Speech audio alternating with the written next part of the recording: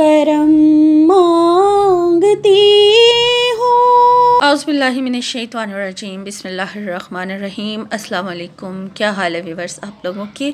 میں امید کرتی ہوں کہ آپ لوگ خیر وفیت سے ہوں گے اور آپ لوگوں کے لیے بہت ساری دعاؤں کے ساتھ میں آپ کی میزبان لیلا حاضر ہوں اپنے چینل لیلا خان وائس میں۔ جہنم کیا ہے؟ ایک شخص تندور والے کے پاس جاتا ہے اور اسے کہتا ہے اللہ سبحانہ تعالیٰ کے نام پر مجھے ایک روٹی دے دو۔ تندور والا اسے کہتا ہے یہاں سے چلا جا، میرے پاس کوئی روٹی نہیں ہے۔ دوسرا شخص اس کے پاس آتا ہے اور کہتا ہے تمہیں پتہ ہے یہ کون ہے؟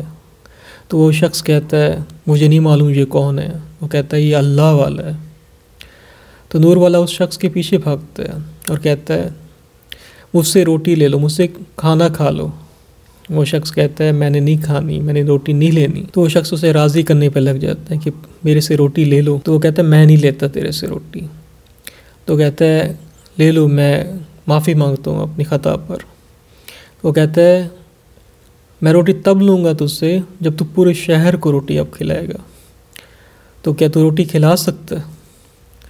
تو وہ شخص کہتا ہے ہاں میں روٹی کھلاؤں گا پورے شہر کو۔